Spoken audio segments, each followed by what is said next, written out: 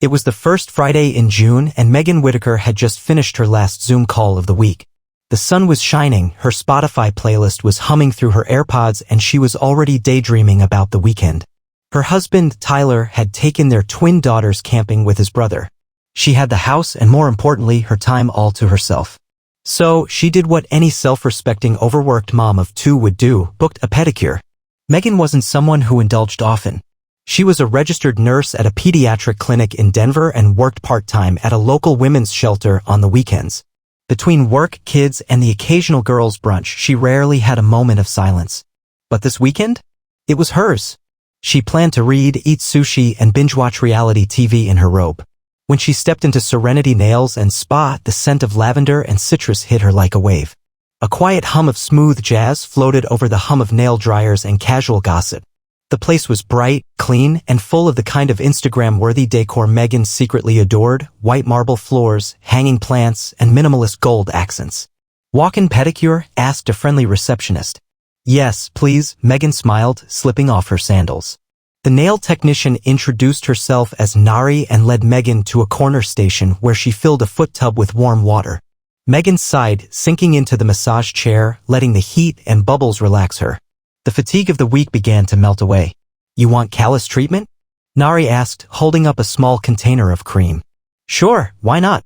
Megan said, leaning her head back. As Nari began her work, Megan closed her eyes and let her mind drift. She didn't notice when the technician nicked her heel with the foot file. It was barely a scrape, and Nari dabbed it quickly with a tissue. Megan barely felt it until the antiseptic touched the skin. A small sting, but nothing alarming. "Oops, tiny cut," Nari said. "Very small. I clean it." "No worries," Megan said, brushing it off. The pedicure continued. The polish was a soft, beachy coral called Titapool Tango, and Megan admired how fresh and pretty her toes looked as she slipped them into disposable flip-flops. She left a generous tip and headed straight to her favorite sushi spot down the street. By 8 p.m. she was home, glass of rose in hand, watching the new season of Love is Blind. The trouble didn't start until the next morning. Megan woke with a sharp, throbbing pain in her right foot. Groggy, she pulled off her comforter and saw that her heel was red, swollen, and hot to the touch. Her heart skipped. "That's weird," she thought. "Maybe an allergic reaction?" She limped to the bathroom, rinsed the area with warm water, and applied antibiotic cream. But as the hours passed, the swelling got worse. By noon, angry red streaks crept up her ankle. Fever crept in next, low grade at first. She checked her temperature, 100.8 degrees Fahrenheit. Still, Megan was stubborn. A nurse herself, she thought she could manage it at home. "It's probably cellulitis," she muttered, icing her foot. "Nothing serious? I'll get antibiotics on Monday." By evening, the fever spiked to 102. She began to feel dizzy and nauseous. Her vision blurred slightly, and she had chills despite the summer heat. Something wasn't right. She tried calling a friend to ask for a ride to urgent care, but her phone slipped from her hand as she collapsed to the floor. When Megan came to, she was on a stretcher, paramedics rushing her through flashing ER doors. Everything was fuzzy, the lights too bright, voices too loud. She could hear someone shouting BP 82 over 40. "She's crashing," and realized in a haze of confusion and fear that they were talking about her. Her last thought before blacking out again was terrifying in its simplicity. "I just wanted a pedicure." The rhythmic beeping of machines was the first sound Megan heard when she regained consciousness. Her eyes fluttered open, only to be met with the blinding glow of fluorescent lights and the sterile scent of antiseptic. Her mouth was dry, her body felt heavy, and her right foot was throbbing with an intensity that made her want to scream. A nurse noticed her stirring. "Megan? You're awake. That's a good sign." Where am I?" Megan whispered, her voice hoarse. "You're in the ICU," the nurse said gently. "At Denver General. You came in yesterday by ambulance. You were in septic shock." Megan blinked slowly. "Sepsis? From my foot?" The nurse nodded solemnly. "Yes. It looks like you had a serious bacterial infection, possibly from a small wound on your heel. It spread quickly. You were unconscious when EMS found you. They said a friend of yours called in a welfare check after you missed your video call." Megan's heart pounded in her chest. Her mind raced, trying to catch up. All this from a pedicure? A doctor walked in moments later, tall and serious-looking, holding a tablet. He introduced himself as Dr. Kamal Patel, an infectious disease specialist. "You're lucky, Megan. Really lucky," he said. "When you were brought in, your blood pressure was dangerously low and your kidneys were beginning to shut down. but you responded to fluids and broad-spectrum 4 antibiotics. You're stable now. What caused it? Megan asked, her voice still weak. It was from the cut at the nail salon? Dr. Patel nodded. It appears so. Cultures from your blood and wound came back positive for Streptococcus pyogenes. In plain terms, group strep. It likely entered through the abrasion on your heel. From there, it spread quickly through your bloodstream. Megan's stomach turned. As a nurse, she knew exactly how dangerous that bacteria could be. It wasn't just a rash or skin infection. Group strep could cause necrotizing fasciitis. Flesh-eating disease. She shivered involuntarily. We caught it before it reached that point. Dr. Patel continued as if reading her mind. But you'll need a few more days of 4 antibiotics and possibly surgery to debride the infected tissue on your foot. We'll know more after imaging. Surgery? Megan asked, trying to sit up only to feel pain shoot down her leg. We need to prevent further tissue damage, Dr. Patel explained. And more importantly, prevent recurrence. You have 2 young kids, right? Megan nodded, tears suddenly stinging her eyes. I just wanted a break, one relaxing day. That's all. I know, the doctor said gently. But this wasn't your fault. These kinds of infections are rare, but when they happen, they can escalate fast. Over the next 2 days, Megan remained in the ICU, her vitals monitored closely. Her condition improved steadily, though her foot remained an angry shade of red, wrapped in thick gauze and elevated on a cushion. Nurses came in every few hours to check her blood pressure, draw labs, or adjust her IVs. It wasn't long before her best friend, Jess, came storming into her room with a Target bag full of snacks, dry shampoo, and a stuffed llama for comic relief. Girl. What? The hell, Jess said, half laughing, half crying as she sat beside Megan's bed. You almost died. From a pedicure. Who does that happen to? Megan managed a weak smile. Apparently me. Jess leaned in, squeezing her hand. I'm so glad you're okay. But we need to talk about that salon. I looked them up, Serenity Nails? Did you know they've been cited twice for sanitation issues in the past year? Megan's eyes widened. No, I didn't. They looked clean. Stylish. I didn't think to check. Jess pulled out her phone. Look here. She flipped the screen toward Megan. The Colorado Department of Regulatory Agencies posts inspection reports. Serenity Nails got flagged last October for improperly sterilizing instruments. And again in March. The files are public. They were supposed to shut down temporarily but appealed the fine. A pit opened in Megan's stomach. I'm calling a lawyer, Jess said firmly. This is medical negligence. You nearly lost your life. Megan lay back against the pillows trying to process everything. What had started as a self-care treat was turning into a legal nightmare. A new thought occurred to her: how many other women had walked through those salon doors and never known the risk. Suddenly, this wasn't just about her anymore. By day 5 in the hospital, Megan had moved out of ICU and into a regular recovery room.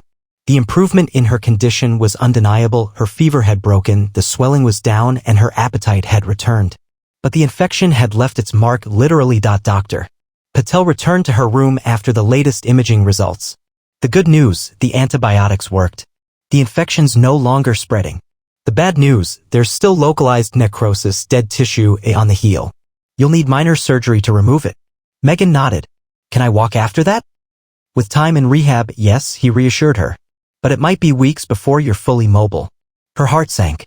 She had kids to care for. A job. A house that didn't clean itself. How could something as mundane as a pedicure have such massive consequences? The surgery was scheduled for the next morning. It was straightforward, lasting less than an hour. The surgeon cleaned out the infected tissue and sutured her heel. Megan was groggy but relieved. She'd survived the worst. What she hadn't expected was how fast her story would go viral. It started with a Facebook post from Jess, an angry, emotional rant about her best friend nearly dying from a pedicure. Within hours, it was shared hundreds of times. Then came the local news station. A reporter reached out asking for an interview. Megan hesitated at first. She wasn't the type who liked attention. But the more she thought about it, the more she realized this wasn't just about her anymore. What if someone else ended up in the ICU? What if it was someone's elderly mom? Or a diabetic client who couldn't afford a misstep? So she agreed. The piece aired that Thursday evening on Denver 9 News, complete with photos of Megan in her hospital bed and a shot of Serenity Nails' storefront. The story hit a nerve. Viewers flooded the comments, sharing their own close calls, swollen toes, unexplained rashes, strange infections after salon visits. One woman claimed her mother had to have part of her toe amputated due to a similar infection last year. By the next morning, the story had spread nationally. Good Morning America called. Then, Inside Edition. Meghan's inbox exploded with requests for interviews, podcast appearances, even health influencer collaborations. She wasn't looking to be famous, but suddenly she was the face of a public health conversation people hadn't realized they needed. Meanwhile, the authorities were paying attention too. The Colorado State Board of Cosmetology opened an immediate investigation into Serenity Nails. Meghan's attorney, whom Jess had practically dragged into her room with a business card and a confidence born from watching too many true crime documentaries, filed a lawsuit. The salon's Yelp and Google pages were bombarded with negative reviews and warnings. Photos from former clients emerged, showing tools sitting in cloudy water, reused pumice stones, and even one woman who claimed she saw a technician wipe down a foot tub with a used towel. Serenity Nails shut down within the week, but as Meghan began physical therapy and learned to walk again using a boot and crutches, she still couldn't shake the emotional weight. The trauma went deeper than the infection. She started having dreams, vivid, nightmarish flashes of her collapsing on the floor, hearing the paramedic yell that she was crashing. She'd wake in a cold sweat, heart racing, unable to sleep for hours. Tyler returned from the camping trip with the twins and broke down when he saw her, foot bandaged, face pale but alive. I had no idea, he whispered, holding her hand. You sent me a selfie with sushi and nail polish and 12 hours later you're in critical care? I didn't see it coming either, Meghan said. It was so fast. One little scrape. She paused. I thought I was being pampered. Turns out, I was being poisoned. But Meghan wasn't done. If her story could stop one more person from going through what she did, or worse, she was going to tell it as loudly as possible. And what she didn't know yet. She was about to uncover something even more disturbing. 2 weeks after being discharged, Meghan was walking slowly, carefully, but walking. Her heel was still wrapped and tender, but the stitches had come out and physical therapy was helping. What she hadn't expected was how consumed she'd become with digging deeper into what had happened at Serenity Nails. It started with a call from the investigative journalist who had first aired her story on Denver 9 News. Hey, Meghan, the reporter, Lena Ho said. You may want to sit down for this.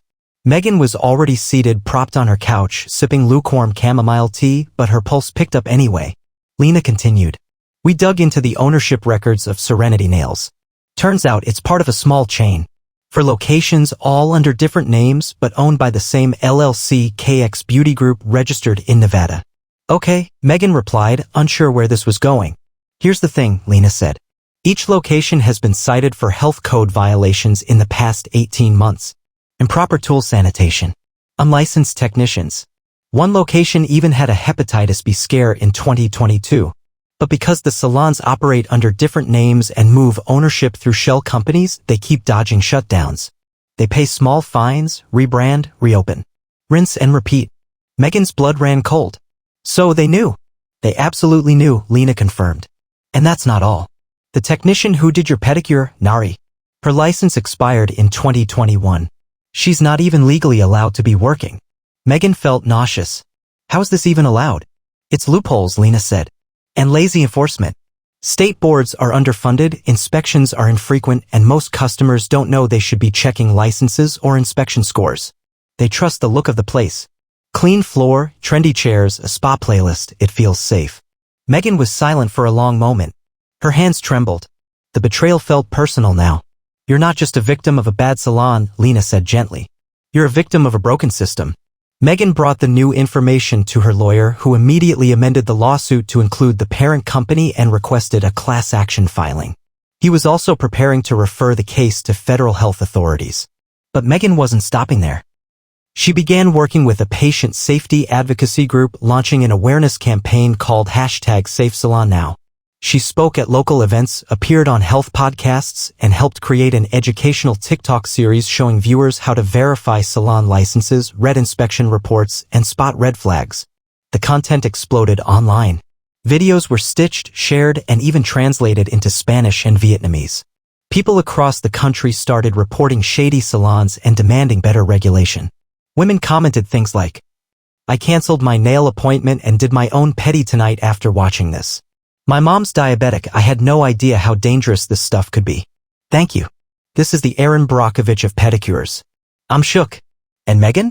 She was finally finding purpose in the pain point. One day, while scrolling through her inbox, she found a message from a woman in Florida.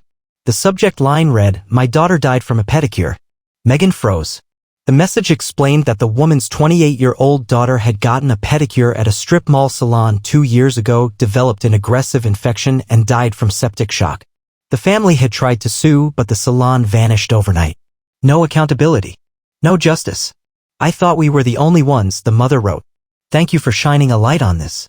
If even one family is spared what we went through, it's worth everything."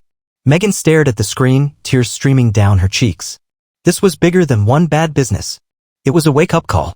And it wasn't over yet. 3 months after the infection, Megan Whitaker stood on stage at the National Patient Safety Conference in Chicago.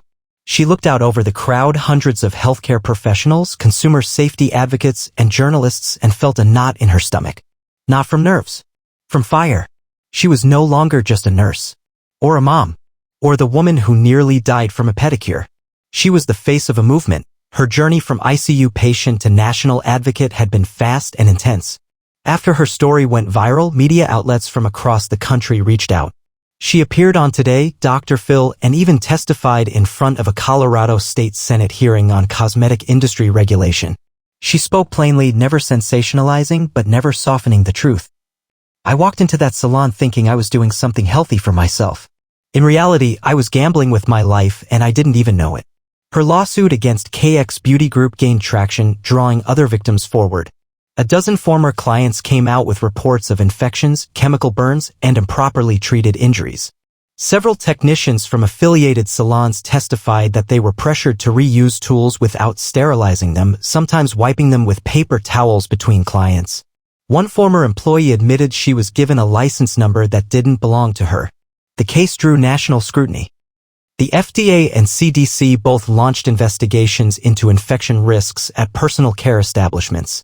Senators began calling for federal standards for nail salons, which, unlike restaurants, had no unified national regulation. And Megan? She kept speaking. Not for attention. For change. On stage in Chicago, she took a deep breath, steadied herself, and began. "When I was 36, I had a near-death experience, not in a car crash, not from some exotic illness. From a pedicure. That still sounds insane when I say it out loud. But the truth is, it's not rare. It's just underreported." She paused, scanning the crowd. "I was a nurse. I knew better. But I still didn't ask to see licenses. I didn't check for inspection scores. I didn't question the tools or the foot tub. Because I didn't know that I should." She leaned in. "The industry relies on that ignorance. It banks on our silence. But silence nearly cost me my life, and I'm not staying quiet anymore." Applause swelled across the room. Back home in Denver, life slowly returned to a new kind of normal. Megan returned to work at the pediatric clinic, part-time at first, then full. Her heel had healed, though it bore a pink scar that would never completely fade. She called it her wake-up mark. Tyler was more protective now, constantly checking in. The twins, only 6, had started calling her the toe warrior after overhearing a news clip. She'd laugh every time. "You almost died from a pedicure, and now you've got a fan base," Tyler joked one night as they folded laundry. "It's weird," Megan admitted. "I still get messages every week. People who say I made them think twice. People who changed salons. Or decided to speak up about bad experiences. You're saving lives." She nodded. "One foot at a time." Months later, a bill passed in Colorado nicknamed Megan's Law by the press, mandating annual inspections for all nail salons, visible display of technician licenses, required infection control training, an online portal for customers to review salon safety grades. Other states began drafting their own versions. And Megan kept going. She partnered with safety organizations to launch an app that let users verify salon inspection grades in real time. She even filmed a mini documentary with a major streaming platform. Her favorite part? A classroom program for high school students called Beauty and Biohazards, teaching them how to stay safe in salons and barbershops. The tagline? Self-care shouldn't mean ICU care. 1 year after the incident, Megan returned to a salon, but not for a pedicure. She was there filming a PSA with a licensed, high-rated business that followed every protocol to the letter. As the cameras rolled, she smiled into the lens. "I'm not against pedicures. I'm for safe ones," she said. "We can have beauty and health. But we have to demand both." She held up her foot, the coral polish on her toes shining under the lights, Titapool Tango, the same shade from that fateful day.